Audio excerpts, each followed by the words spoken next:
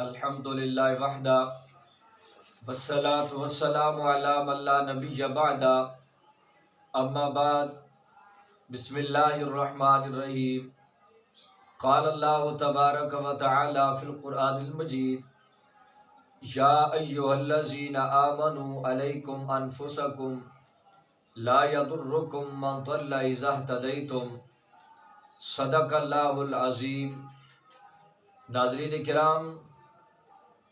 آج ہر آدمی کی زبان پر ایک بات ہے، وہ یہ ہے کہ ہمارا معاشرہ خراب ہو چکا ہے، معاشرہ بڑا بگڑ چکا ہے، اور سرکاری ادارے کے ملازم وہ کہہ رہے ہیں کہ پرائیویٹ ادارے کے ملازم حرام خور ہیں، اور پرائیویٹ ادارے کے ملازم وہ کہہ رہے ہیں کہ سرکاری ادارے کے ملازم رشوت خور ہیں۔ رعایا کہہ رہی ہے حاکم چور ہے، اور حاکم کہہ رہے ہیں کہ رعایا چور ہے۔ الغرض ہر ایک دوسرے کو تانا دے رہا ہے، اور ہر ایک آدمی کے دل و دماغ کے اندر دوسرے آدمی کے لیے نفرت پیدا ہو رہی ہے۔ اور پھر جہاں پر بھی 2 آدمی بیٹھے ہوں، 4 آدمی بیٹھے ہوں، یا 10 آدمی بیٹھے ہوں، 20 آدمی بیٹھے ہوں، وہ صبح سے شام تک اگر بیٹھے رہیں تو وہ صرف یہی کہتے رہتے ہیں کہ معاشرہ خراب ہو چکا ہے، معاشرہ بڑا بگڑ چکا ہے۔ ایک دوسرے کی طرف اشارہ کر رہے ہوتے ہیں کہ حالات فلاں کی وجہ سے خراب ہوئے ہیں، فلاں کی وجہ سے تکالیف آ رہی ہیں، فلاں کی وجہ سے مصیبتیں آ رہی ہیں، فلاں حاکم کی وجہ سے ہمارا ملک خراب ہو رہا ہے، ہمارے ملک کے حالات ٹھیک نہیں ہیں۔ اگر وہ حاکم چلا جائے اور دوسرا آ جائے تو پھر ہمارے ملک کے حالات ٹھیک ہو جائیں گے، ہمارا ملک سنور جائے گا۔ لیکن پھر جب وہ آ جاتا ہے، وہ حاکم اپنی کارکردگی کرتا ہے، تو پھر وہی رعایا کہتی ہے اس سے تو پہلے والا بہتر تھا۔ الغرض حاکم کے تبدیل ہونے کی وجہ سے، بادشاہ اور وزیر اعظم کے تبدیل ہونے کی وجہ سے بھی حالات درست نہیں ہوتے۔ تو پھر وہ کون سی چیز ہے، وہ کیا چیز ہے جس کی وجہ سے ہم اپنے معاشرے کی اصلاح کر سکتے ہیں، ہم اپنے معاشرے کو درست اور امن اور سکون کا گہوارہ بنا سکتے ہیں؟ تو ناظرین کرام، ایک دوسرے کی طرف اشارہ کرنے کی وجہ سے معاشرہ درست نہیں ہوگا، ایک دوسرے کو تانا دینے کی وجہ سے معاشرہ درست نہیں ہوگا، ایک دوسرے کو برا بھلا کہنے کی وجہ سے معاشرہ درست نہیں ہوگا۔ ہاں، اگر معاشرہ درست ہوگا تو معاشرے کے اندر جب رہنے والے انسان درست ہوں گے تو معاشرہ خود بخود درست ہو جائے گا۔ اور یاد رکھیے کہ اس معاشرے کے اندر جو بھی مصیبتیں آتی ہیں، جو بھی تکالیف آتی ہیں، پریشانیاں آتی ہیں، مصائب و آلام آتے ہیں، تو یہ انسان کے خود اعمال کی وجہ سے ہوتے ہیں۔ اللہ رب العزت نے ارشاد فرمایا ما اصاب من مصیبت فبما کسبت ایدیکم، فرمایا اللہ رب العزت نے کہ جو کچھ بھی تمہیں کوئی مصیبت پہنچتی ہے تو وہ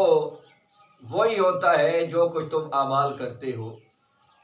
ایک انسان ہے، وہ ظلم بھی کر رہا ہے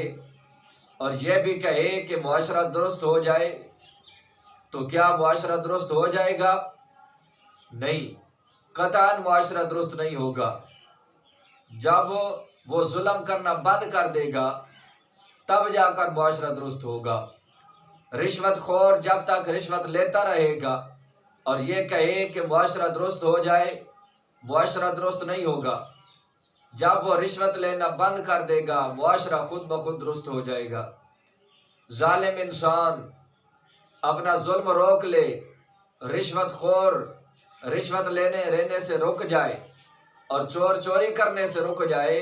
تو پھر معاشرے کی اصلاح ممکن ہے۔ یہ جو جتنی بھی تکالیف آتی ہیں، مصیبتیں آتی ہیں، پریشانی آتی ہیں، یہ انسان کے اعمال کا ذریعہ ہوتی ہے، کیونکہ اعمالکم اموالکم کے تحت انسان جس طرح کے اعمال کرتا ہے، جس طرح کے انسان کے اعمال آسمان کی طرف سے جاتے ہیں، اللہ رب العزت اس طرح کے آسمان سے حالات کو بھی نازل فرما دیتا ہے۔ ناظرین کرام، اللہ رب العزت نے ارشاد فرمایا، ان اللہ لا یغیر ما بقوم حتی یغیروا ما بانفسہم، کہ جب تک قوم اپنی حالت کو خود تبدیل نہیں کرتی، اپنی حالت سے پھر نہیں جاتی، اس وقت تک اللہ رب العزت بھی کسی قوم کی حالت کو تبدیل نہیں کرتا۔ تو ناظرین کرام، سوچنے کی بات یہ ہے کہ معاشرہ کیا ہے اور یہ کب درست ہوگا؟ تو معاشرہ نام ہے ایسی جگہ کا جہاں ہم سب رہ رہے ہیں، انسان، امر، بکر، زید وغیرہ جہاں پر رہ رہے ہیں، اس رہنے کی جگہ کو معاشرہ کہا جاتا ہے۔ اور معاشرہ یہ خراب ہی تب ہو جاتا ہے جب زید، امر، بکر وغیرہ معاشرے کے حالات کو خراب کرتے ہیں، تو یہ معاشرہ خود بخود خراب ہو جاتا ہے۔ اور یہ درست تب ہوگا جب امر، بکر، زید وغیرہ اس کے اندر جو اکٹھے رہنے والے ہیں وہ خود درست ہو جائیں گے، تو انشاءاللہ العزیز معاشرے کے حالات بھی تبدیل ہو جائیں گے۔ بڑے مزے کی بات ہے، حضرت امام حسن بصری رحمۃ اللہ علیہ کی بارگاہ میں کچھ لوگ آ گئے کہ حضور بارش کے لیے دعا کیجئے، کافی عرصے سے، کافی وقت سے بارش نہیں ہوئی، حالات خراب ہو رہے ہیں، کھیتیاں خشک ہو چکی ہیں، جانوروں کو پانی پلانے کے لیے پانی نہیں ہے، حضور دعا کیجئے کہ بارش ہو جائے۔ آپ نے فرمایا کہ جب اللہ رب العزت بارش کو روک لیتا ہے تو یہ اس کی ناراضگی کا سبب ہوتا ہے، اور وہ فرماتے ہیں کہ اگر میں اس بستی سے نکل جاؤں، ہو سکتا ہے میرے اس بستی کے اندر رہنے کی وجہ سے اللہ رب العزت کی ناراضگی ہو، کیونکہ میرے اعمال اس طرح کے ہیں، تو ہو سکتا ہے جب میں نکل جاؤں تو اللہ تعالیٰ بارش کو نازل فرما دے۔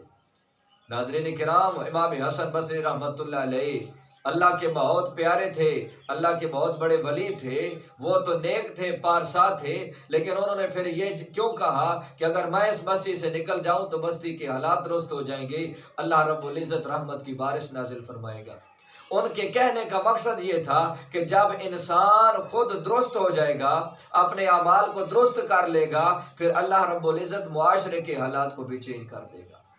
اور آئیے پھر سیدنا حضرت عمر فاروق رضی اللہ تعالی عنہ کے واقعہ کی طرف غور کرتے ہیں کہ انہیں کتنی فکر تھی اپنے آپ کو درست رکھنے کی، باوجود اس کے کہ انہوں نے سن رکھا تھا کہ عمر فی الجنہ، عمر بھی جنت میں ہے۔ حضرت حذیفہ بن الیمان رضی اللہ تعالیٰ عنہ، جن کا لقب تھا رازدار رسول، رسول اللہ صلی اللہ علیہ وسلم کے رازدار صحابی تھے، رسول اللہ صلی اللہ علیہ وسلم نے انہیں راز کی باتیں بتائی ہوئی تھی، کچھ راز بتائے ہوئے تھے، انہی رازوں میں سے ایک راز یہ بھی تھا، رسول اللہ صلی اللہ علیہ وسلم نے مدینہ کے اندر رہنے والے جو کچھ صحابہ تھے، منافقین تھے، ان کے نام بھی بتائے ہوئے تھے۔ اور پھر جب مدینے کے اندر ان میں سے کوئی آدمی فوت ہو جاتا، حضرت حذیفہ بن الیمان اگر اس کے جنازے میں نہ جاتے تو صحابہ سمجھ جاتے کہ اس مرنے والے کا تعلق بھی انہی منافقین میں سے ہے۔ لیکن سیدنا فاروق اعظم رضی اللہ تعالیٰ عنہ حضرت حذیفہ کی بارگاہ میں جاتے ہیں اور جا کر کہتے ہیں میں تجھے خدا کا واسطہ دیتا ہوں کہ مجھے وہ نام بتا یا یہ بتا دے کہ جن منافقین کے نام رسول اللہ صلی اللہ علیہ وسلم نے آپ کو بتائے تھے، کہیں عمر کا نام بھی تو ان میں تو نہیں ہے۔ اتنی اپنی فکر لگی ہوئی ہے، اپنے حالات کو چینج کرنے کی فکر لگی ہوئی ہے، باوجود اس کے کہ انہوں نے سن رکھا تھا کہ عمر فی الجنہ، عمر جنتی ہے، اور یہ بھی سن رکھا تھا رسول اللہ صلی اللہ علیہ وسلم کی زبانی کہ لو کان نبی بعدی لکان عمر، اگر میرے بعد کوئی نبی ہوتا تو وہ حضرت عمر ہوتا۔ اتنی شان کے مالک ہیں، پھر بھی اپنے آپ کو درست کرنے کی کوشش میں لگے ہوئے ہیں۔ ناظرین کرام، ہمارا معاشرہ تب جا کر درست ہوگا، معاشرے کے حالات تب جا کر درست ہوں گے جب ہم خود صحیح ہو جائیں گے، اپنے حالات کو چینج کر لیں گے، اللہ رب العزت ہمارے معاشرے کے حالات کو بھی چینج فرما دے گا۔ دعائے اللہ رب العزت ہمیں اپنے اعمال کو درست کرنے کی، اپنے اعمال کی اصلاح کرنے کی توفیق نصیب فرمائے۔ وآخر دعوانا ان الحمد للہ رب العالمین۔